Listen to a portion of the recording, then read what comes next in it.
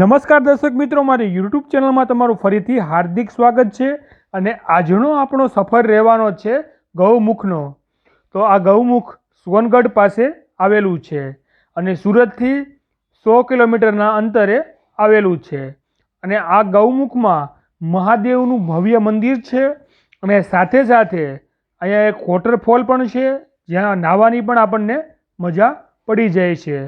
તો ચાલો એક્સપ્લોર કરી લઈએ ગૌમુખ મહાદેવ અને ગૌમુખ વોટરફોલને।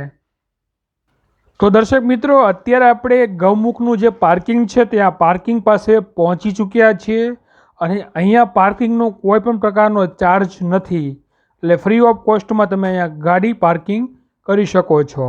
અને પાર્કિંગની સામેના ભાગમાં જ ગૌમુખ મહાદેવ તરફ જવાનો રસ્તો પડે છે અને આ સીડી તરફથી આપણે ગૌમુખ મહાદેવના દર્શન કરી શકીએ છીએ। અને સાથે સાથે અહીંયા એક વોટરફોલ આવ્યો છે, તે વોટરફોલમાં નાહવાની પણ આપણને ખૂબ મજા પડી જાય છે। તો સીડી ઉતરીને તમે જે રસ્તો જોઈ રહ્યા છો, ડાબી તરફ ધોધ આવ્યો છે અને ધોધથી જે સીધો રસ્તો જાય છે તે સીધા રસ્તામાં મહાદેવનું મંદિર આવ્યું છે। તો સૌથી પહેલાં આપણે મહાદેવના દર્શન કરી લઈએ અને તત્પશ્ચાત આ ગૌમુખ મહાદેવના નીચેના ભાગમાં જે ગાયના મુખમાંથી જળની ધારા વહે છે તે પણ એક્સપ્લોર કરવાના છીએ।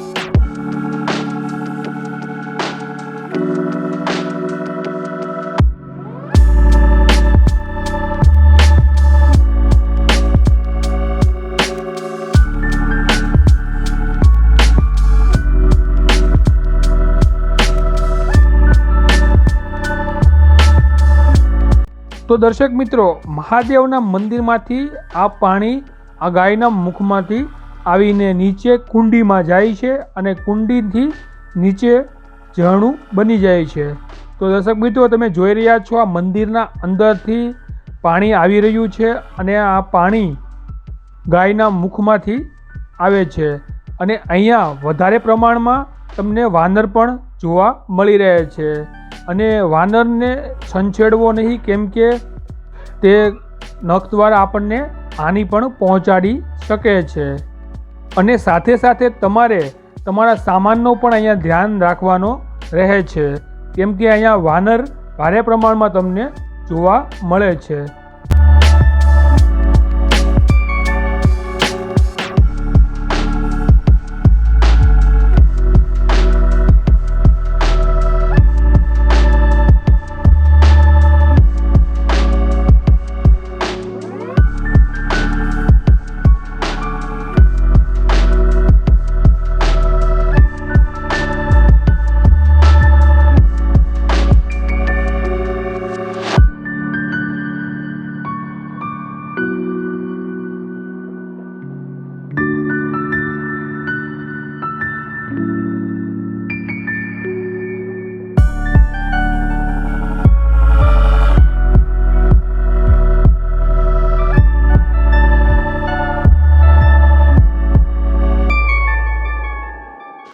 નમસ્કાર દર્શક મિત્રો, મારી યુટ્યુબ ચેનલમાં તમારું ફરીથી હાર્દિક સ્વાગત છે। અને અત્યારે આપણે આવેલા છીએ ગૌમુખ। તો આ ગૌમુખમાં જે ગાયનું મુખ છે તે આકારમાંથી પાણીની વર્ષા અત્યારે થઈ રહી છે। તમે જોઈ રહ્યા છો ચારે તરફ અહીંયા વાનર જોવા મળે છે, તો વાનરથી ખાસ તમારે સાવધાની રાખવી, કેમ કે અહીંયા ભારે પ્રમાણમાં વાનર જોવા મળે છે। તમારી ચીજ વસ્તુઓ ખાસ કરીને તમારે સાચવીને રાખવી અને સાથે સાથે કોઈ પણ વાનરને તમારે પાસે જવું નહીં, કેમ કે વાનરનું જે નખ હોય તે ઝેરી હોય છે। તમારે ઇન્સ્ટન્ટલી દવાખાને જવું પડે છે, એટલે વાનર તમને જોવા મળે તો તેને એની રીતે રમવા દેવો અને દૂરથી તમે એની સાથે ફોટા પડાવી શકો છો, પાસે જવાની તમારે કોશિશ ન કરવી।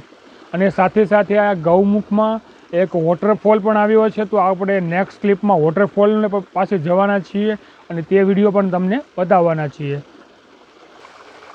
તો દર્શક મિત્રો, જે પાછળના ભાગમાં તમે જોઈ રહ્યા છો, આ ગાયના મુખમાંથી પાણીની વર્ષા થઈ રહી છે. તો ખૂબ જ પ્રાચીન આ જગ્યા છે અને ગૌમુખ નામે ઓળખવામાં આવે છે અને સોનગઢથી આશરે 15 કિલોમીટરના અંતરે આવેલું છે. અને સાથે સાથે અહીંયા 2 ગાયના મુખમાંથી પાણી નીકળે છે અને એની સાથે આ જગ્યાનું નામ ગૌમુખ રાખવામાં આવ્યું છે. અને કોઈ પણ સિઝનમાં તમે આવ્યા હોય, કોઈ પણ ઋતુમાં અહીંયા પાણી કોઈ દિવસ ખૂટતું નથી. અને એક અલગ જ પહેલી છે, ક્યાંથી પાણી આવે છે, કેમ આવે છે. પાણી કોઈ દિવસ અહીંયા ખૂટતું નથી. ગાયના મુખમાંથી પાણી આ કુંડમાં આવે છે અને આ કુંડમાંથી પાણી નીચે તરફ જતું રહે છે. તો દર્શક મિત્રો, અમે અત્યારે બંને આવ્યા છીએ. મારી વાઈફ યોગિતા છે, તેને પૂછી લઈએ કેવું લાગી રહ્યું છે આ વાતાવરણમાં. મસ્ત લાગી રહ્યું છે, ખૂબ એન્જોય કરીએ છીએ. અને વરસાદે કેવા કવરાવ્યા? બહુ જ હેરાન કર્યા. તો દર્શક મિત્રો, અમે બારડોલીથી જ્યારે વટિયા ત્યારે વરસાદ ખૂબ ભારે પ્રમાણમાં હતો. અમે પૂરા પલ્લી ગયા હતા. પછી એક હોટલમાં અમે ચા પીધી અને ચા પીને પછી 1 કલાક પછી અત્યારે અમે સોનગઢ પહોંચ્યા છીએ. તો સોનગઢથી 15 કિલોમીટરના અંતરે આ ગૌમુખ આવેલું છે. ગૌમુખ મહાદેવના અત્યારે આપણે દર્શન કર્યા. તો ચાલો હવે વોટરફોલના પણ તમને દર્શન કરાવી દઈએ.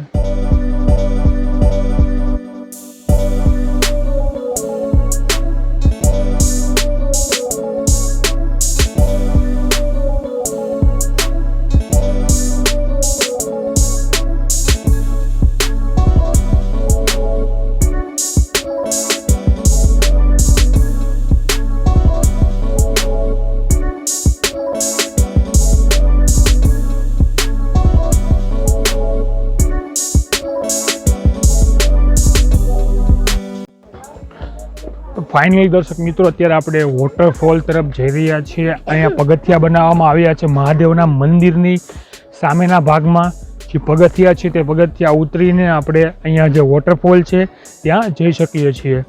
તો કરીબન 50થી 60 જેટલા પગથિયા આપણે ઉતરીને અહીંયા જે વોટરફોલ છે એની પાસે જઈ શકીએ છીએ. તો અત્યારે વોટરફોલ સામો દેખાઈ રહ્યો છે. ટૂંક સમયમાં આપણે વોટરફોલ તરફ પહોંચી જઈશું અને વોટરફોલના જે નજારા છે તે તમને બતાવશું.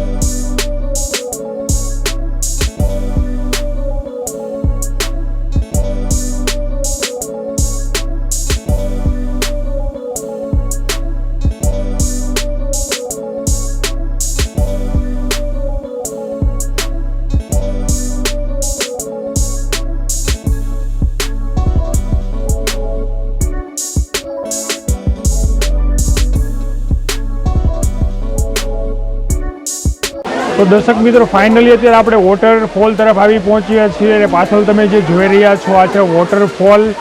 ગૌમુખનો વોટરફોલ કહેવામાં આવે છે. ઉપરના ભાગમાંથી સરસ મજાનું ઝરણું નીકળે છે અને ઘણા લોકો અહીંયા નાહવા પણ આવે છે, તમે જ્યારે જોઈ રહ્યા છો.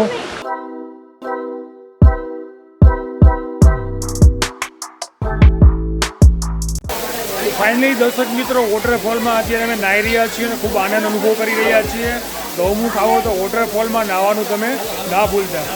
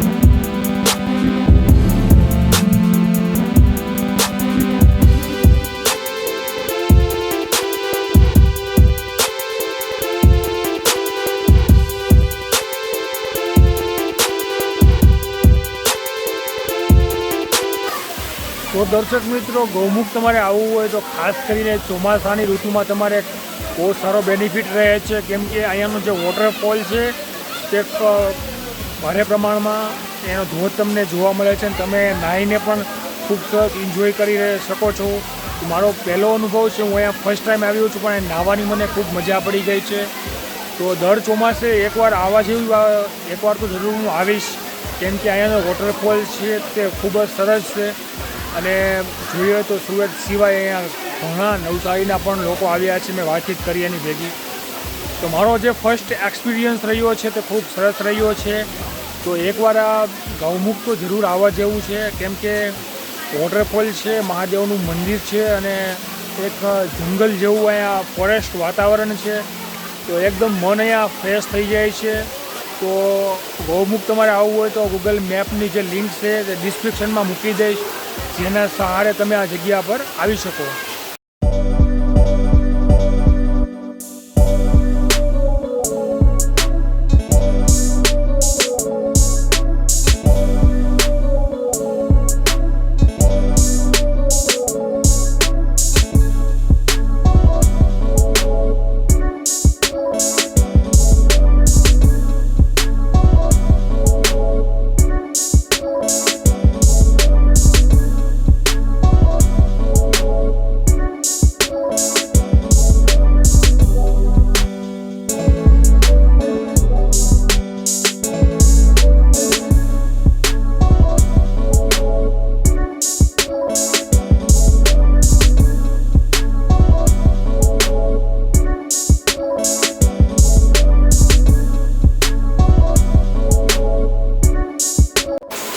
તો દર્શક મિત્રો, અત્યારે 1 બપોરનો વાગી ચૂક્યો છે ને અત્યારે અમે જમવા જઈ રહ્યા છીએ. આ ગૌમુખની ઉપર જે પાર્કિંગ પ્લોટ છે ત્યાં જમવાની પણ સુવિધા છે અને આશરે તમે ત્યાં નાસ્તો કરો તો નાસ્તો કરી શકો છો અને જમવું હોય તો તમે ત્યાં જમી પણ શકો છો. તો આપણે ઉપર જઈને જાણીશું ત્યાં શું જમવાની ફેસિલિટી છે.